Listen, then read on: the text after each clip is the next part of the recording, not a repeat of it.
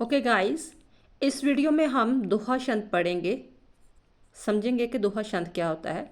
जैसे हमें पता है कि दोहा शंद एक मात्रिक छंद है, तो इसमें मात्राएं की गिनती की जाती है। और मात्राओं की गिनती कैसे होती है, पहले हम उस चीज़ को समझेंगे। जैसे कि मैंने पिछली वीडियो में बताया था कि जो आ ई उ है, इसे हम मात्राओं को लघु मात्राएं कहते हैं। इट मीन्स इसकी हम गिनती एक करते हैं। अगर ऐसे अक्षर आते हैं, ठीक है, तो उसकी गिनती एक होती है। अगर उसके आगे किसी भी अक्षर के आगे जैसे बड़ी मात्रा होती है, जैसे का को आ की मात्रा लिखी है, तो ये अक्षर की गिनती दो होगी। साइन इसका एस है, लेकिन इसकी जो मात्रा की गिनती हम दो करेंगे। इसकी गिनती जैसे ता को छोटी एक की मात्रा है, तो इसकी एक गिनती होगी, ठीक है। व्यंजन की भी एक गिनती होगी। लेकिन अगर बड़ी मात्रा आ रही है, तो हम कह लो दीर्घ मात्रा आ रही है, तो उसकी हम गिनती दो करेंगे। फिर एक बार समझते हैं कि लघु जो हो लघु मात्रा है, उसकी गिनती हमने वन करनी है। अगर दीर्घ मात्राएं आती हैं, तो उसकी गिनती हमने दो करनी है, ठीक है। अब हम इस दोहा छंद को पढ़ते हैं, फिर हम उसकी जो पंक्तियां देखेंगे, पंक्तियों में पढ़कर देखेंगे कि कैसे उसकी मात्राओं की गिनती की जाती है। यस बेटा, पहली बात तो ये है कि दोहा क्या है। दोहा एक अर्ध सममात्रक छंद है, कि ये नहीं कि उसकी जो पहली लाइन है उसी में ही पूरी पूरी मात्राएं जाती है, वो दूसरी लाइन में उसकी पूरी कंप्लीट मात्राएं होती है। सेकेंडली, इसमें दो पंक्तियां होती है, ठीक है। पहली बात ये अर्ध मात्रिक छंद है। सेकंड, हमेशा इसमें दो पंक्तियां पाई जाएंगी। थर्ड, इसमें चार चरण होंगे। चार चरण कैसे होंगे? जैसे ये मैंने लाइन लिखी है, दो पंक्तियां लिखी हैं। रहमन पानी राखिए बिन पानी सब सून, पानी गए ना उबरे मोती मानस जोन। पंक्तियां कितनी है? दो हैं। चरण कितने? चार है। एक जहाँ कॉमा लगा, ये हो गया चरण। सेकंड, यहाँ पर फुल स्टॉप लगा, दूसरा। उबरे थर्ड, एंड जहाँ फुल स्टॉप वगैरह कह लो, चार। यानी कि ये चार हिस्सों में बांटा हुआ है, तो इसके कितने चरण हो गए? चार चरण हो गए। फिर इसमें पहले चरण में विषम और दूसरे में सम कहते हैं।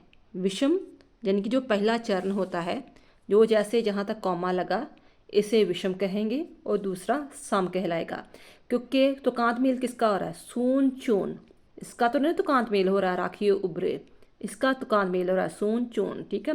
ये सम कहलाएगा।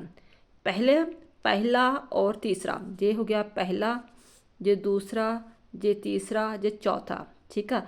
पहला और तीसरा जो है वो विषम चरण कहलाएंगे, और जो थर्ड एंड फोर्थ है वो सम चरण कहलाएंगे। और इसमें विषम चरणों अर्थात पहले और तीसरे चरण में 13-13 मात्राएं आएंगी। वो मैं आपको गिनती करके दिखाती हूँ कि कैसे कैसे मात्राएं आती हैं। और दूसरे और चौथे जो सम चरण है, उसमें 11-11 मात्राएं आएंगी। यानी कि एक पंक्ति में टोटल कितनी बन जाएंगी? 13 + 11 24, ठीक है। उदाहरण देते हैं हम। कहते हैं बड़ा हुआ तो क्या हुआ, जैसे पेड़ खजूर। पहला चरण, दूसरा चरण, तीसरा चरण, चौथा चरण, दो पंक्तियां कंप्लीट। बड़ा हुआ तो क्या हुआ, जैसे पेड़ खजूर, पंथी को छाया नहीं, फल लागे अत दूर। इसमें 13 मात्राएं होंगी और इसमें 11।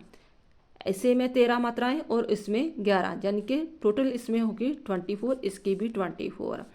अर्थात दोहे की संरचना में 13-11 की यति होती है। 13-11, 13 में और 11 में यति होती है, विश्राम लगता है। यति का अर्थात है विश्राम। अब मात्राएं की गिनती कैसे होती है मैं आपको बताती हूँ। ये देखो, जे रहमन, रा क्या है? लघु, लघु अक्षर है। हा क्या है? ये भी लघु है, ठीक है। माँ क्या है? ये भी लघु है।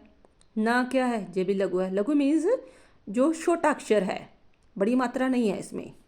पा क्या है? पा को बड़ी मात्रा लगी, ये क्या बना?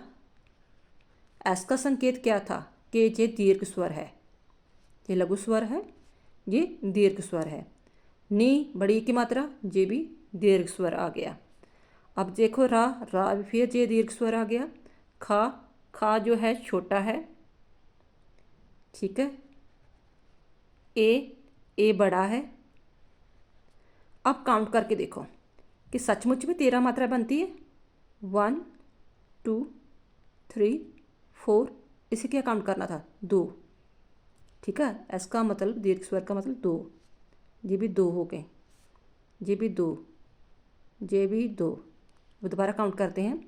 1 2 3 4 5 6 7 8 9 10 11 12 एंड 13। होगी ना 13 मात्राएं। ठीक है, इस तरह हमने जो मात्राओं की काउंटिंग करनी है। नहीं समझ लगा तो पॉज कर करके समझ लेना।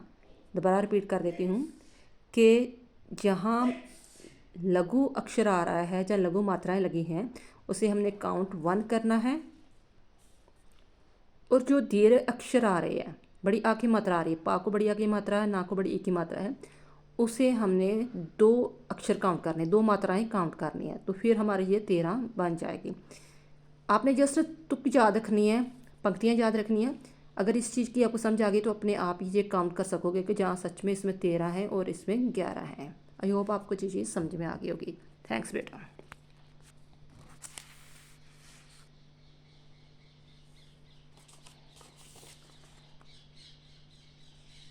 और एंड में यही कहूँगी कि प्लीज़ वीडियो को लाइक शेयर और सब्सक्राइब जरूर करना।